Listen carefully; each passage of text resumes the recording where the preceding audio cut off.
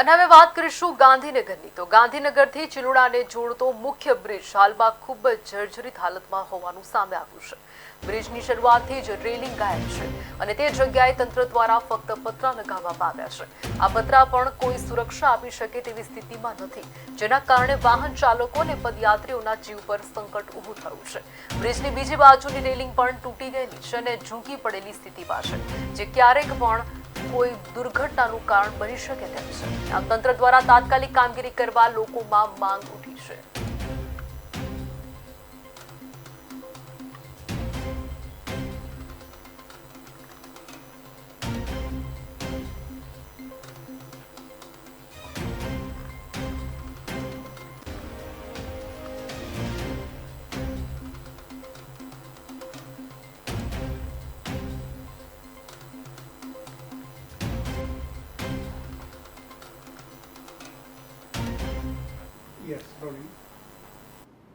ગાંધીનગરની લાગે વળગે છે ત્યાં સુધી ગાંધીનગરમાં આવેલા શાહપુર બ્રિજ હોય કે ચાહે ચિલોડાનો બ્રિજ હોય, ગાંધીનગરમાં બીજા અન્ય ઘણા બ્રિજો છે અને જે ઘણા જૂના પણ છે.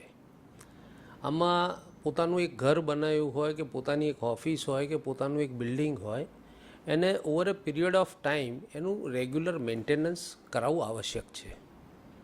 ઘર હોય એમાં ઉધઈ લાગી જાય, પાણીનો પ્રવાહ રહેતો હોય ત્યાં એ બ્રિજ એટલે જ બનાવવામાં આવ્યો હોય અને એ બ્રિજનું પણ તમારે રેગ્યુલરલી મેન્ટેનન્સ કરવું જોઈએ.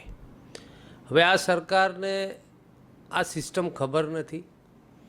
જરૂર ના હોય ત્યાં ફ્લાયઓવર બનાવવાના, અને આજે જે ફ્લાયઓવર બન્યા છે એના જે પેરામીટર છે કે એને 30 મીટરનું પાઇલિંગ કરવું જોઈએ.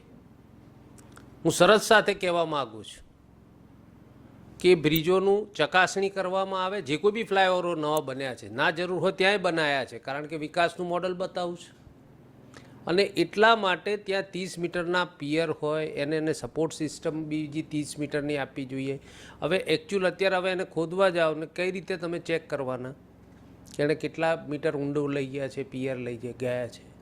આ જૂના છે જે આજે 50-50 70 વર્ષ, ધારો કે ચિલોડાનો બ્રિજ હોય કે પહેલાં આપણે હાંસોલનો બ્રિજ હોય, એ બધાને આજે 50-50 55-55 60-60 વર્ષ થઈ ગયા. જે સરકાર હોય, ખાલી પૂર્વ કોઈ હોય એને તમે એમ કહો કે અમને આ કર્યું તો આ અમારો બ્રિજ નથી, આવી બેજવાબદારી વાત થાય નહીં.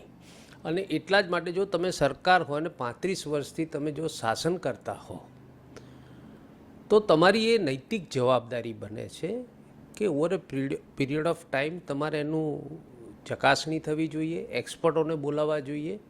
તમે એમાં પણ ખર્ચો કરીને તમારું જે જનધન યોજના છે એ તો તમે પૂરી કરી શકવાના છો, પણ લોકોને આ તકલીફ ના પડે ને આવી દુઃખદ હોનારતો ન થાય એ સંવેદનશીલ સરકારની જવાબદારી છે, હું સ્પષ્ટ માનું છું. અને એટલા જ માટે કહું છું કે આવા ગાંધીનગરની સમગ્ર ગુજરાતમાં જ્યાં જ્યાં પણ બન્યા છે, જે રીતે આ નવા ફ્રેમ સ્ટ્રક્ચર પર ધારો કે અમેરિકા ને ચાઇના જે રીતે એમ કહો છો કે 3 મહિનામાં 4 મહિનામાં બિલ્ડિંગ બની ગયા, એ બિલ્ડિંગના પેરામીટર અલગ છે. ત્યાં સ્લેબ અલગ પેરામીટરમાં બને છે, સ્ટીલનું ફ્રેમ સ્ટ્રક્ચર હોય છે. તમે એની વાત કરો છો, એ જૂના બિલ્ડિંગો જે બન્યા હતા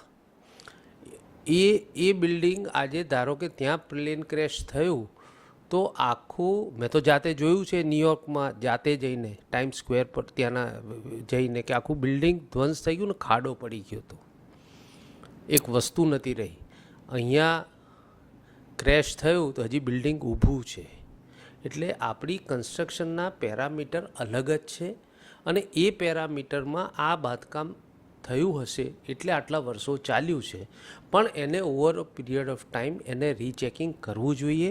અને આ સંવેદનશીલ સરકાર જેને એડમિનિસ્ટ્રેશન પર માત્ર એમની સભાઓમાં હાજર રહેવા માટે અધિકારીઓનો ઉપયોગ કરવો, એ તલાટીનો હોય કે કલેક્ટરનો હોય કે ચિલોડાનો બ્રિજ છે, આખો ટ્રાફિક જે સૌરાષ્ટ્રમાંથી આવે છે, આ બાજુ અમદાવાદથી આવે છે, જે ગાંધીનગર થઈને જવાનો છે, એને આપણે વીઆઈપી મુવમેન્ટના લીધે જ રોડ બ્લોક કર્યો છે. ભલે એને ફરીને પણ સરવાળે 30ના સર્કલથી એ ચિલોડાનો બ્રિજનો ઉપયોગ કરવામાં આવે છે. આજે પણ તમે જુઓ તો ત્યાં વાઇબ્રેશન આવે છે. અમારી લાગણી ને માગણી એવી છે કે ત્યાં સુધી એને બંધ કરવામાં આવે જ્યાં સુધી એના પેરામીટર ચેક ના થાય, અને એના જો પેરામીટર બરાબર હોય તો એમણે પબ્લિકને હાલાકી ના થાય એ માટે ચાલુ કરી શકે છે, પણ ત્યાં સુધી એમને રોકવા જોઈએ. ને આવી જ્યાં જ્યાં પણ મોટી મૂવમેન્ટ થતી હોય, ચાહે એ હાંસોલનો બ્રિજ હોય કે અંદર ગ્રામ્ય વિસ્તારમાં અન્ય બ્રિજો હોય, કારણ કે જે રીતે ઓટોમોબાઈલ ઇન્ડસ્ટ્રીમાં પહેલાં 5 ટન ને 10 ટનનું વહન થતું હતું માલ સામાનનું, એ આજે 40, 30, 45 ટન સુધીનું માલનું વહન થાય છે ટ્રાન્સપોર્ટેશનમાં. એટલે એ તકેદારી રાખવી બહુ આવશ્યક છે. અને એવી મોટી ગાડીઓ ગઈ હોય ત્યારે 100% તકલીફ થાય એવું સ્પષ્ટ દેખાય છે. એટલે સરકારે સત્વરે આ બાબતે વિચારી અને